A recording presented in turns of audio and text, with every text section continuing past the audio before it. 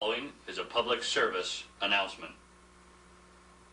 Hi, my name is Tara Sender, also known as the Princess. The crime rate is skyrocketing these days, and unfortunately, murder is leading the way. You can help Decon Society by sending your contributions to the Charlie and Ted Serial Murderer Educational Trust Fund. Do it today, and remember, the life you save may be your own. Thank you.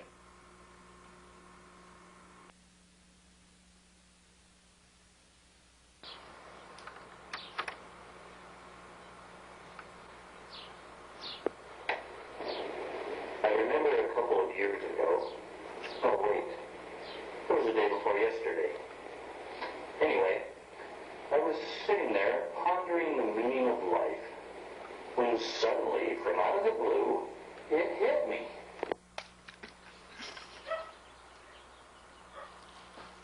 You can run, but you cannot hide. This is widely known. And what you plan to do with your foolish pride when you're all by yourself alone? Once you tell somebody the way that you feel, you can feel it beginning to ease. I think Bobby Gay, what they say. it's your birthday! Always get in the street. Get the two-shot. Shower these people you love with love. Yes, and show them. Well, Swedish Hospital, Seattle, Washington. It's where it all began, for purposes of our family film. June 3rd, 1952. Robert Lawrence Gay, later to be known as Bob, Bosco, Crash, Bobby, and a few unmentionable names, were born to Jim and Betty. Take a few minutes to see if we can find a few people that have known him through the years. Dr. Sven Janssen assisted with Bob's birth on that fateful day. Dr. Janssen, do you recall anything eventful about the delivery? Huh? The delivery on June 3rd, 1952? Huh? Bob Gay, you recall 1952 at all, Dr. Janssen? Huh? Dr. Janssen, do you recall having lunch today? Uh-uh. Well, thank you very much, Dr. Janssen.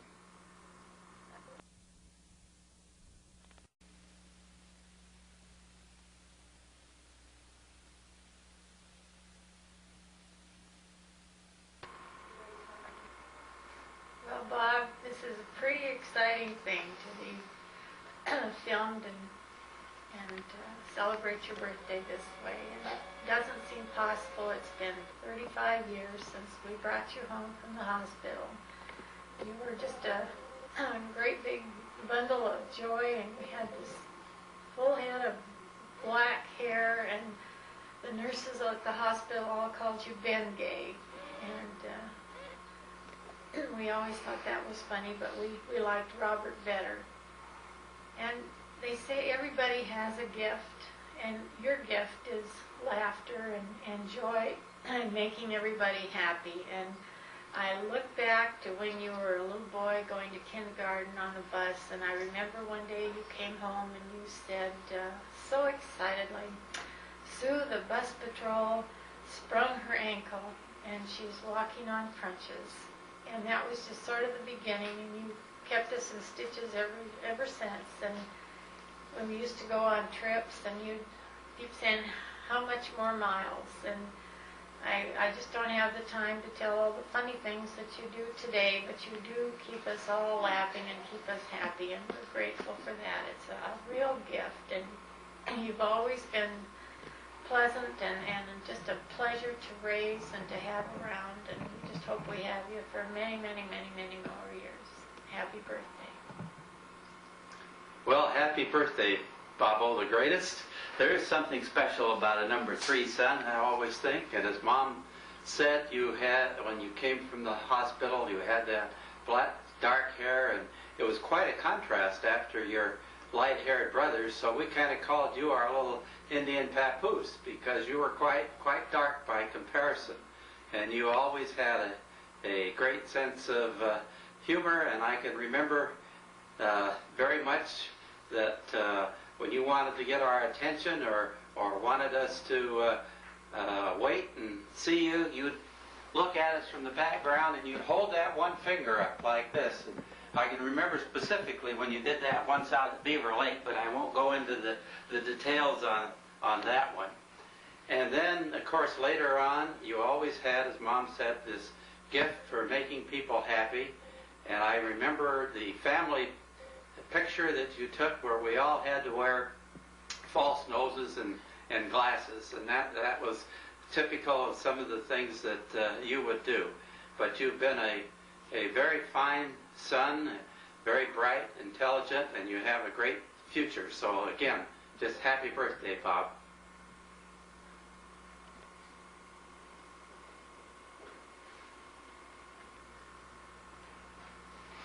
Hi, Bob. Happy birthday. We're supposed to talk to you about you. Well, we're having a hard time. I'd say what I remember about you when you were a child, but I don't remember anything about you as a child since I wasn't here. Or what I remember of you as a teenager, but I don't remember that real well either. And then I think about you in your early 20s, and I'm still having a tough time. But the older you get, and you are getting old, I start to remember things a little more. I remember the best thing I remember was when I was little, you always had me be your assistant on your cars, and whether it be Jackson or Beauregard or whoever you had at the time, I always got to help out with you working on the car, and that was always real fun. You've always been wonderful to have around, to make me laugh no matter how bad things got. You always had something funny to say and make me laugh, and I appreciate that. I disliked your disloyalty to the Cougars. I think you've kind of went off on the wrong track with that, but you can learn. You're still able to learn, I think. And, you know, you're getting old, but now at least with you being older and I'm older, now I'm going to be able to remember. That's true. You'll always be older. I'll be able to remember more about you, so on your 50th birthday I'll be able to say more about what I remember about Bob, because I will have known you longer. And that birthday's coming up real soon, Bob. So we just wanted to say happy birthday, and we hope you have a good day. And Ashley told me to say, Uncle Bob, you're really, really, really, really old.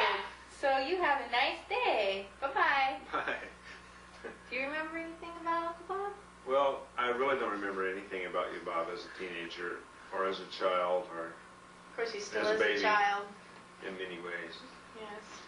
And I do remember some things about you, Bob. Like Bobo the Mediocre. One of the favorite things that I have always liked about you is your penchant for having odd names. Hi, Mandy. And Bobo the Mediocre is certainly one of them. But other than that, I remember that I think of you as a good brother-in-law, and that's something I'll always remember. Okay, enough of the sweet stuff. Now, what's the dirt? I don't think we should put that on tape. And we would like to thank you for being the quality control manager for Chocolate Express. Without you, we wouldn't know if our product was any good. And That's right. we know that there's been a lot of times where you've had to be real polite to eat our product, whether you like it or not. That chocolate. You know, and Mom and Dad talk about you being their little baby with their little bundle of black hair. Well, we've got our little baby that has their little bundle of black hair, and we love her just as much. So I think that's about it, Bob. You have a happy birthday, and we'll see you next year. Bye-bye. No problem.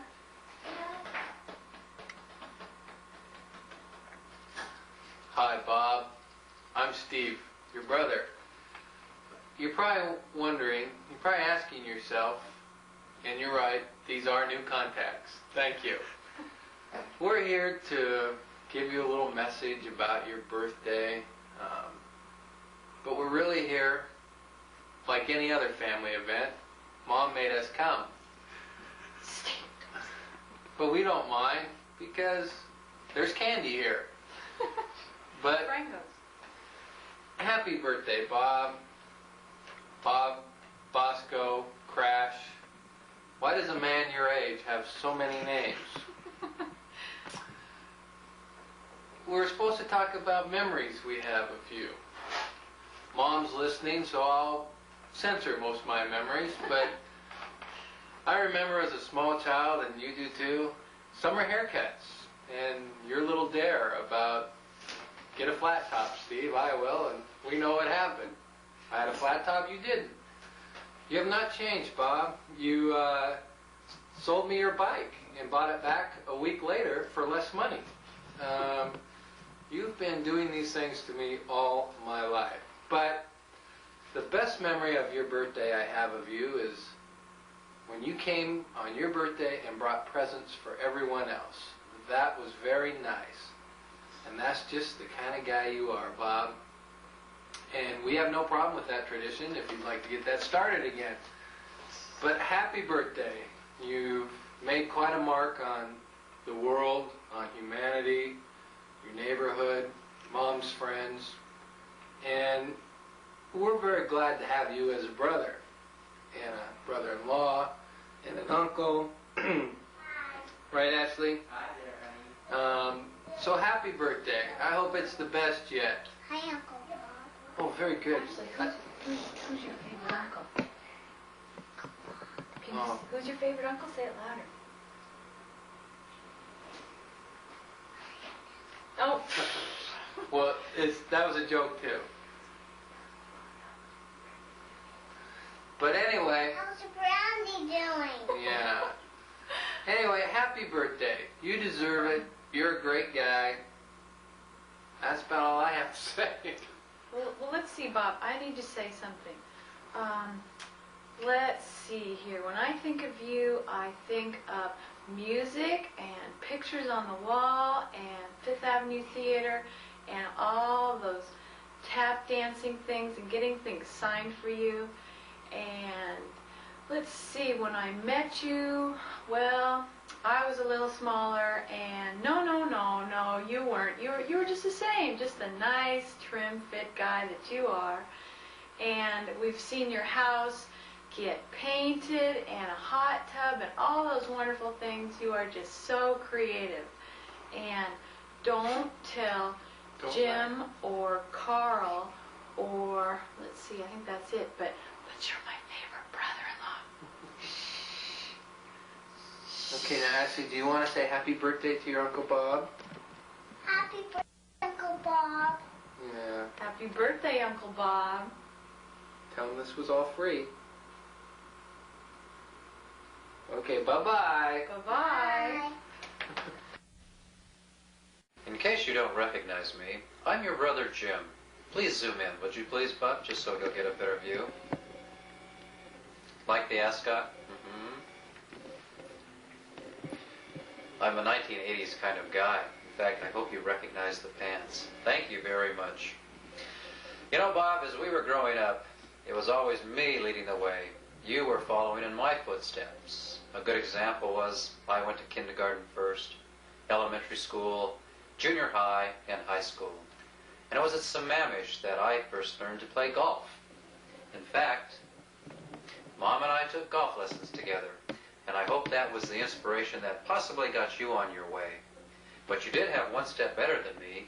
You had the Sammamish Frisbee team, and I know that was an enjoyable experience for you and for Bub, except when everyone got hit in the head with the Frisbee. And then as we got out of college, or as I got out of college, you followed my great footsteps and example and decided to go to Central, as I did. And then I left and went to WSU, and lo and behold, you did the same thing. But something happened, and you went back to Central. But I know you're a closet cougar, Bob, and I'll always carry that feeling with me no matter what. But as we become adults, something strange has happened. You are really leading the way, but I'm following. In fact, you've said that show business is your life, but it's me that's doing the acting and the singing. Now what happened? I mean, I'm having to live out your fantasies. And then, you're such a creative kind of guy, and you're the kind of guy that should be in advertising. But oh no, who is it? It's me, your brother Jim. I'm the one that's in advertising. So something certainly is the matter. I'm getting kind of tired. I'm losing my hair, trying to keep up with what your image of you should be. And I don't know how much longer I can do it. I'm going to continue with my aerobics, though. I think that's the only way I can. But I know, Bob, as I think back over the wonderful years we've had together, the highlight of your life was the 1981 Rose Bowl. And again, will you zoom in on this, please, Mr. Cameraman? A great gift by you, Bob, to me. And I hang this on my wall with pride. Should I read it one more time so you can remember what it says? Certificate of Appreciation awarded to James C. Gay, your older brother, from your favorite brother, Bobby, for brotherly love above and beyond the requests of our mother and father. Thanks for taking me to California. 20th day of January, 1981. Well, Bob, you are welcome. And I sat with pride there wearing my Cougar shirt as we watched the Huskies get beat by Michigan. Life has been wonderful for you, Bob, as it has for us. You're the one with the hot tub, and we certainly do take advantage of that. You're the one we all love to come to with our problems. You're Mr. Mechanic. You know how to take care of things. And we really appreciate that. I'd be lost without you. And in fact, one of the highlights of my life every day is being your newspaper man. To come and see you with a wide smile on your face, to touch that lovable dog of yours, Brandy, as she jumps all over my pants and does her best to put creases in them. But as you can see, I'm a 1980s kind of guy, and I have it all to you to owe. And I want you to know that your family and I love you very, very much and wish you the happiest 35th anniversary. So long for now.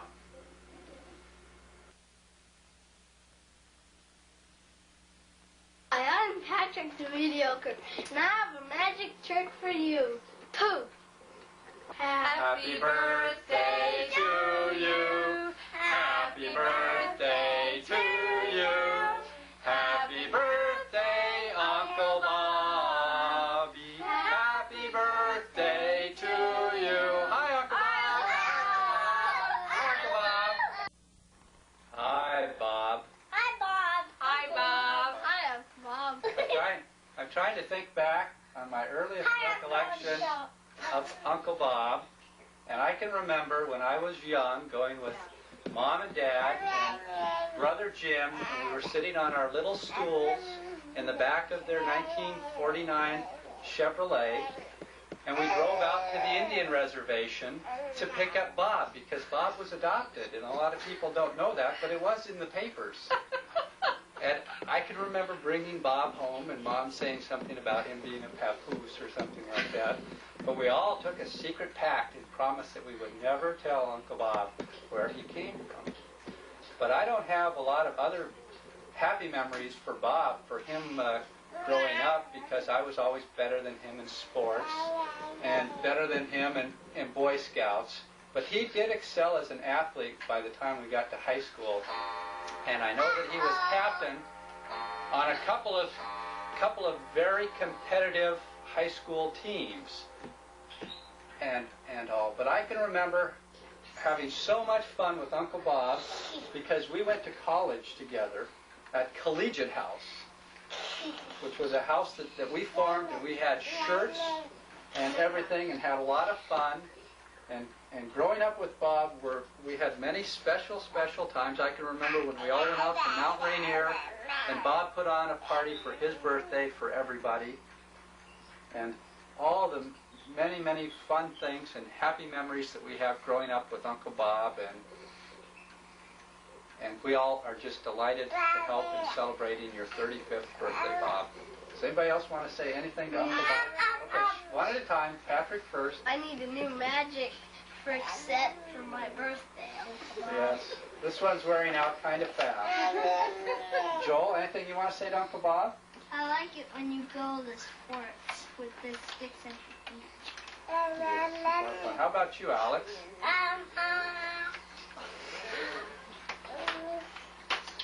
That's all. Can you say, I love you, Uncle Bob, and I hope you come up and see us a lot this summer? I hope I come back to your house. And chase girls Yeah, chase girls. in his car, huh? Yeah. Sam, what do you want to say to Uncle Bob? Say, I love you, happy birthday. No kissing. Happy birthday. Unfortunately, Nora is saying, Ma, ma, ma, ma, ma. Not Mama. Mama. Only Mama. Let's all blow Uncle Bob a big birthday kiss. Can you all blow him a kiss? Happy birthday, Bob!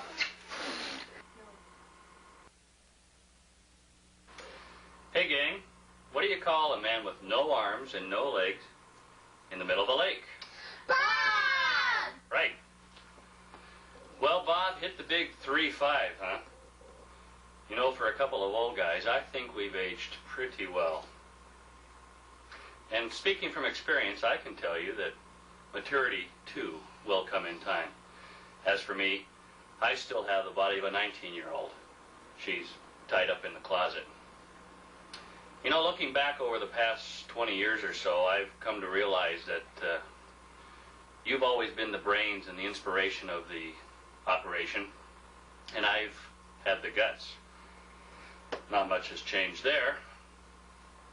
But whether it's been stealing an opponent's banner, fighting all comers at lunchtime, being thrown out of roller rinks, skylarking at an airport, or even publicly comparing an individual to a contraceptive, you've always come up with the lines, and I've always been talked to by the authorities. You know, Bob, I've just got one thing to say to you for putting me through it all. Thank you. When I first met Steve, he was always telling me about these really weird things he did with some guy named Bosco. I figured it was all make-believe. But since I've come to know you, Bob, I realized that Steve probably only told me half the truth. I'm really glad I got the chance to meet you. You're a great friend. Happy birthday, Godfather. And when I think of you, I think of plastic noses and funny glasses. And you're not old, you're middle-aged. Bob, we've got a lot in common. We both like things that end with O, such as burritos, egos, SpaghettiOs, and Babos. Happy birthday, Bob. Lindsay, would you like to say something to Uncle Bosco? How about if we all just say happy birthday? Happy birthday, Bob. He was always trustworthy, loyal, Helpful, friendly, courteous, kind, obedient, cheerful, thrifty, brave, clean, and reverent. but then he meant Bob. Happy birthday anyway, Bob, and take care.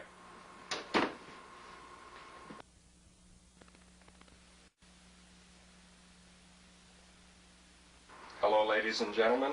Here we are at the home of Jim and Betty Gay, where Betty has just returned home from the hospital after giving birth to their son, Robert. Betty, how are you feeling? Oh, I'm fine. A little disappointed that it was another boy. As you could see, we were hoping for a girl. I'd thrown out all of Carl and Jim's clothing, but he's a handsome young man. Don't notice the strong family resemblance here. We're going to name him Robert. Encounter with Bob Gay came at Central Washington State College in Ellensburg, where he was living in a dormitory and some friends were living in an apartment.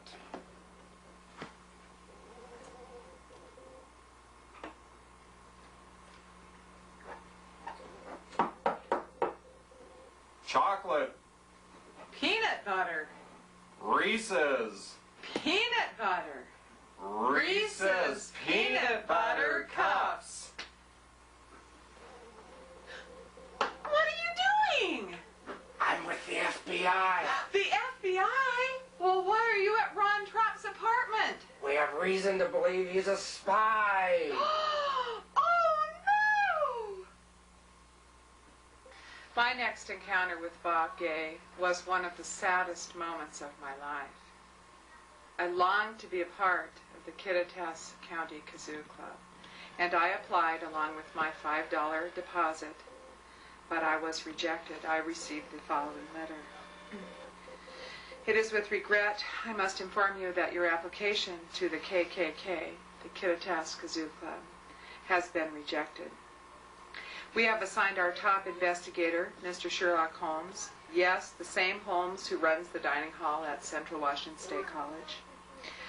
But regardless of the preceding fact, he is the top man in his field. He has been looking into your private life for the past 24 hours, and on his observations we came to our decision. The following 4 items are the grounds we must use to revoke your application. 1. Your association with a Ronald Trapp.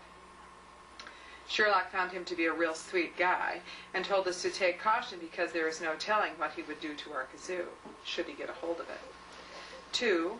The association with your roommate, Jean, reports Sherlock, is a swell gal, but that she has made some rather off-color creations with balloons, and should she get a hold of one of our kazoos, we would hate to see the results. After all, where have you ever seen an X-rated kazoo? We here at KKK prefer to keep our kazoos morally decent for people of all ages. 3. A third factor we took into consideration in reviewing your application is Jean's boyfriend, Dave. Mr. Holmes found Dave to be a member of a hippie communist organization called SHAMABE, Schmabe. As you probably know, we here at KKK believe in Mom, Apple Pie, and the girl next door. Sherlock also reported that Dave has some trouble controlling escaping gases through the anal portion of his body. Regardless of being chocolate, vanilla, strawberry, C sharp, B flat, or even Mozart's 40th Symphony, we rent our kazoos to many a person. Thusly, the cost of buying a case of Lysol to deodorize our kazoo would be costly to you. Number 4, and lastly, Mr. Holmes found that you drive a 1962 Rambler American. We at KKK extend our sympathy. We are sure that you realize that transporting an instrument of this value is not meant for travel in a car as described above.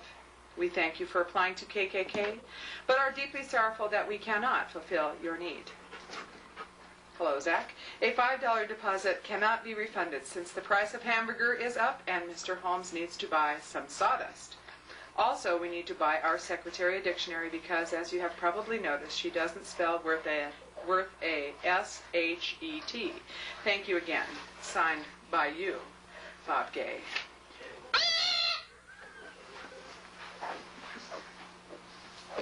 Are we on now? Yes. My friend Liz says that transitions are important, so I'm going to transition you into the next sad and tragic encounter I had with this conniving Robert L. Gay person. Imagine my surprise on a snowy, blustery, cold winter evening when I should go out to my aforementioned 1962 Rambler American 4-door and find this ticket attached to my windshield. And the ticket, can you focus on this? And the ticket says, ticket, good Bob, $5. And then a little check 1, no permit, all of the above, none of the above, no permit is checked. Payable to Box 2443, Meisner Hall. We know who lived there. And how many unsuspecting co-eds did you nail with one of these? Give me a word. Tickets.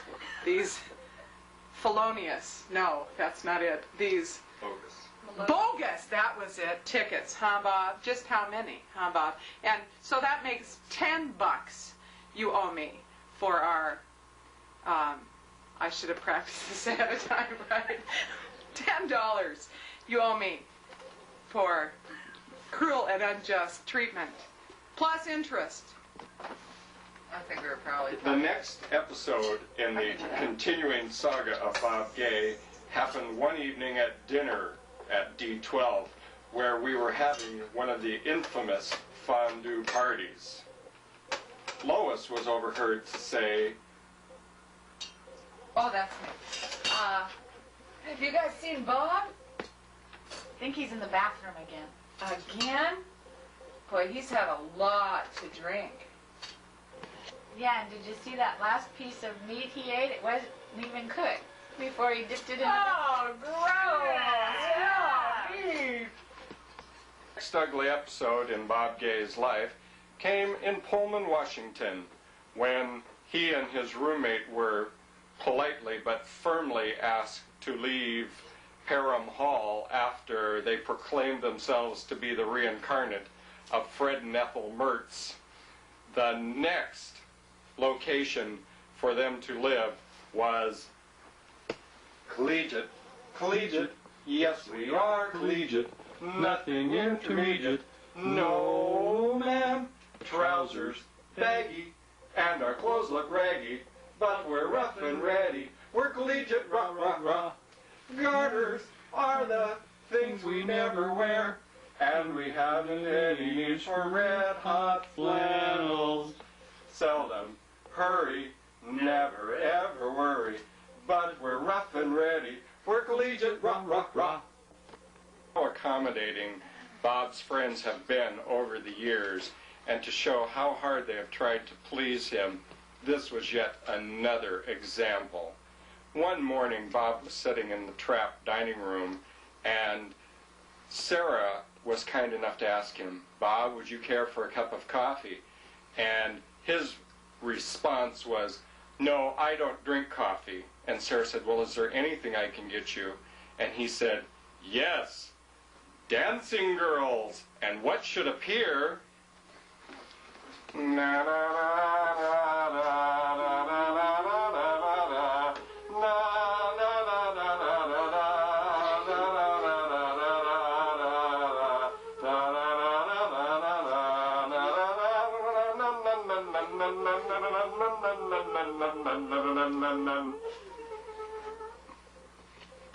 Today I'm here because of a very special man named Bob Gay. He is a very nice man, and I would like to thank him for coming to my 4th birthday party and doing his magician tricks. And the one I really liked best was the magic coloring book, where he closed it. Everything was black and white. Then everybody would rub, go like this and say the color, and then you'd open the book, and then your color would be in the book. And so I have a trick that this wonderful man taught me. It's the coin and nail trick. Okay, you stick the top of the lid on the bottom, and you stick a nail through the lid. Is there a coin in Stick there, a nail. sir? Yes, there is. You stick 2 nails, 3 nails,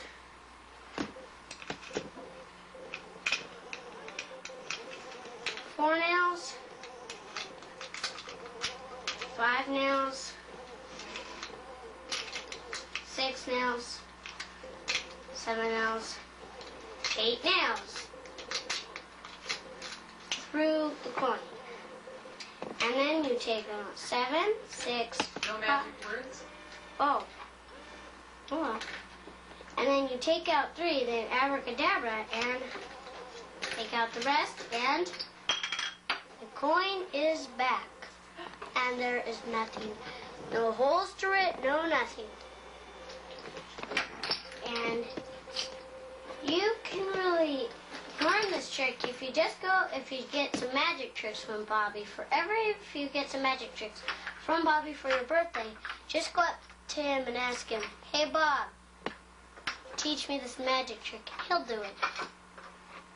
Bob Gay knows how to celebrate every event to its fullest potential.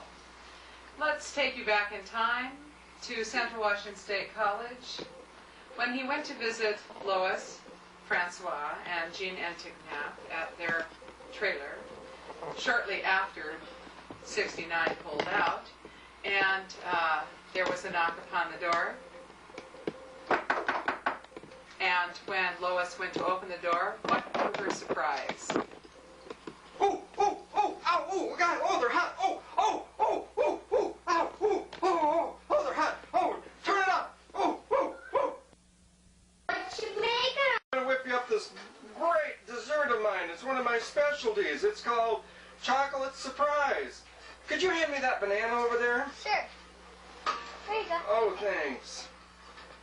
Ra-da-da-da-da. Ra-da-da-da-dum, ra-da-da-da-dum-dum. HB to you, HB to you, HB dear Bobby, HB to you, and many more on Channel 4. Well, good afternoon, Bob. It's been about 17 years that I've known you, and we've gone through some amazing transitions in our life. You'll notice that I'm wearing the Harvard sweatshirt. That was from when we went to Harvard together. There were rumors that we went to Central Washington State College, but it was really Harvard, as I've told everybody that I've gone to Harvard and graduated from Harvard. But this reminds me of the old Harvard days, and I'll give you a little example of that. Hey, you guys, shut up in there! You want to fight or what? Huh? Come on, I'm tired of all this. Cut it out now. Knock it off. I'll take you all on. And that's how I used to be when I was in college when we first met, but then I got to know you a little bit, and we... Hey, how'd that guy over there break his leg? Yeah, it's true. I did have a little bit of trouble with the leg, and but thanks to you, Bob, I got through all that, and so I guess now we'll move on to my next stage. Well, then we moved on to our race car days, and this is a picture of the old race car that Bob was my crew chief on, and we made it through many times. We went to a national event together. It was a lot of fun. So other memorabilia of our race car days, a little Fram filter here. I thought that might help you remember. A little See the USA and Chevrolet and Frank Nelson. Remember those days?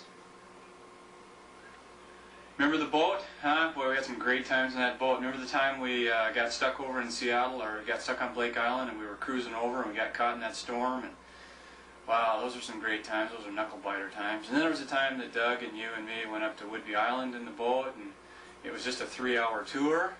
Remember that? A 3-hour tour, yeah. And we never got seasick, though. Remember the time you lost your wallet and it showed up on the beach in West Seattle? Yeah, in the boat. Yeah, those were the good old days. And then there's golf. Yeah, we had some great rounds of golf we did. Just played around and drank a little beer and had a good time. Night out, how could you forget Boys Night Out, huh? Boys Night Out 1 and Boys Night Out 2. Hopefully we'll be doing Boys Night Out 3 here real soon. Bob's been into a lot of different things too. One of his most recent things is camera repair. I told him that my camera was broken. He said he would fix it for me, but as you can see, this is all I've got is a bunch of parts. You'll notice the Nikon shirt that I gave you, Bob, and then you gave it back to me. It's a nice shirt. But anyway, one other thing that happened to me in my life is in 1976, Ann and I got married, and you were a part of our wedding. And what? Oh, and here's Ann now. Hooray, hooray for the 8th of May! Yeah. And then in 1982, Taylor came along, and Taylor, why don't you come over here and join us now? And we want to say happy birthday to Bobby Gay, and Taylor has a little special treat for you. Go ahead. Happy birthday to you. Happy birthday to you. Happy birthday, dear Bobby Gay. Happy birthday to you. Happy birthday, Bobby. Bye.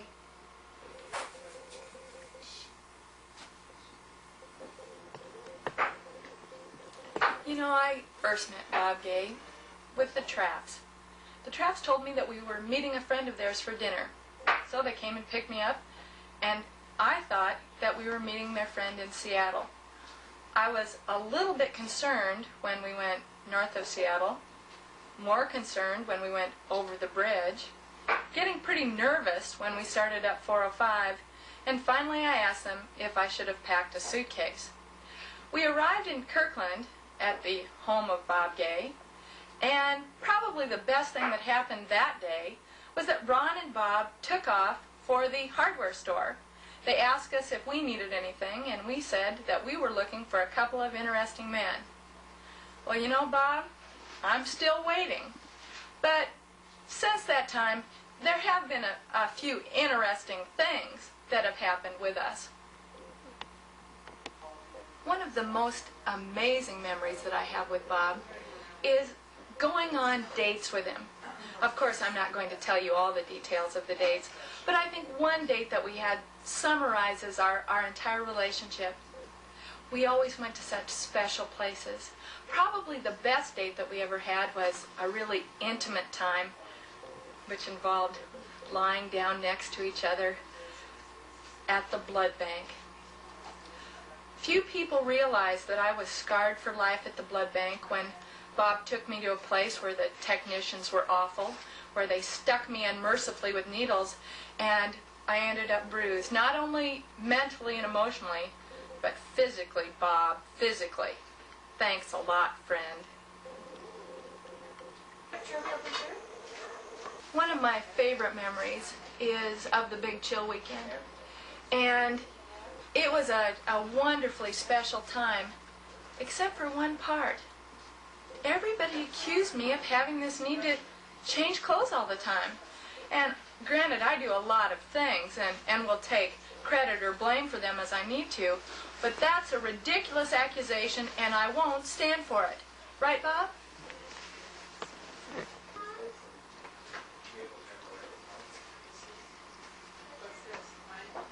Another important part of our relationship has been the work that we've done together on slideshows.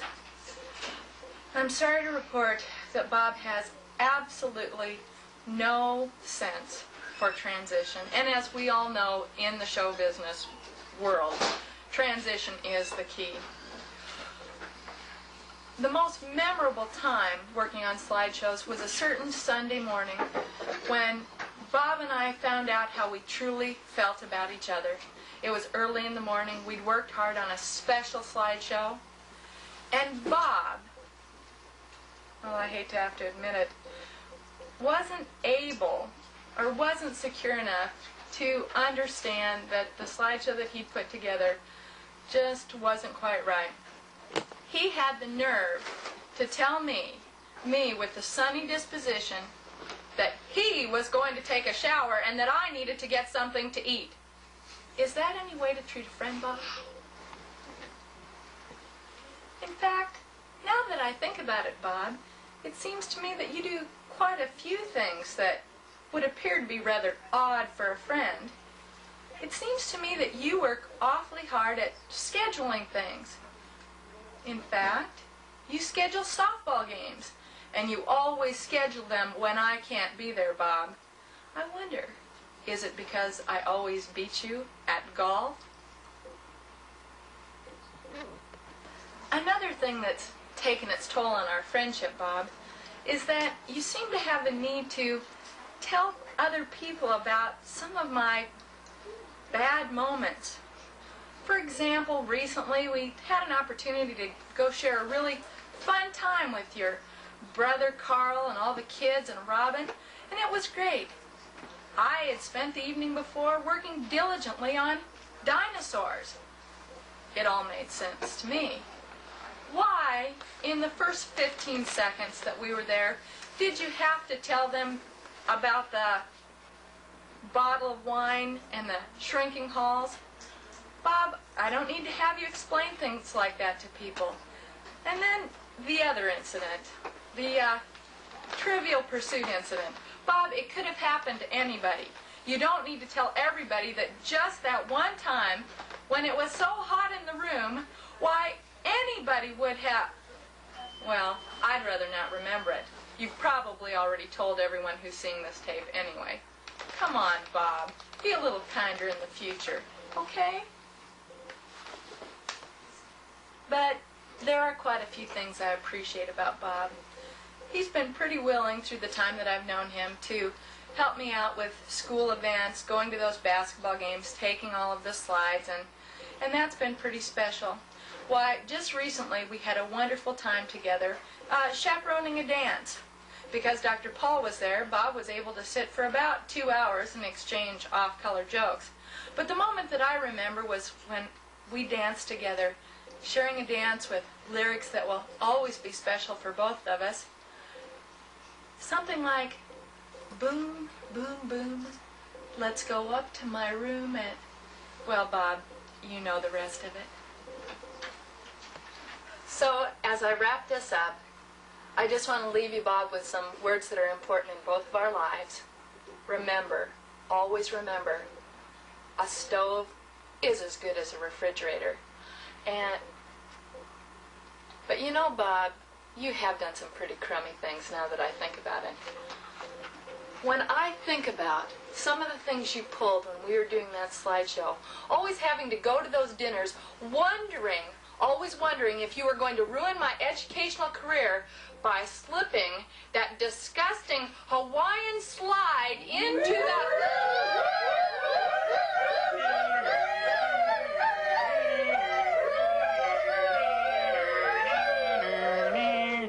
It's okay, Bob. The alert is over. Anyway, Bobo, happy birthday. I love you, buddy.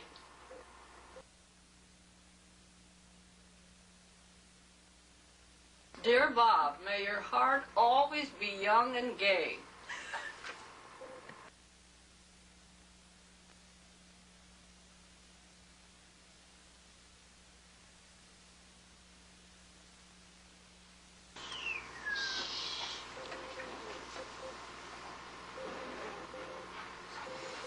Well, that's our little birthday video. We've had a fair amount of fun at the expense of a very special person. Can you say special? Sure, I knew you could.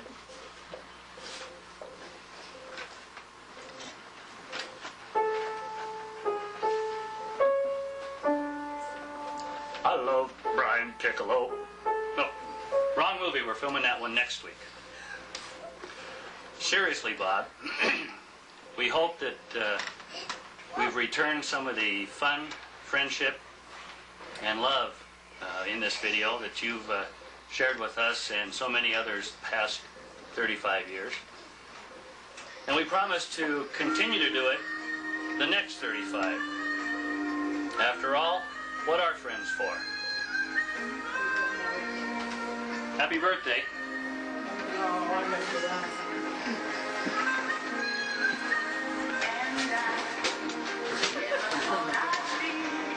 Wish him a happy birthday. Bob! Happy birthday, Bob! We love you! Happy birthday, Zach! No, not Zach. Lindsay, go say happy birthday. Bob. Happy birthday, Bob! No, Zach said happy birthday to Bob. Come on, Lindsay. Stick around for a lot more, Bob. Stick around, Bob. Are we done? Hey, Clay! Where is he today? We're glad he's not here. It's a surprise. He knows nothing about it. Next Saturday, later Saturday. Excuse me. This has been a vision of Gay Buff Productions.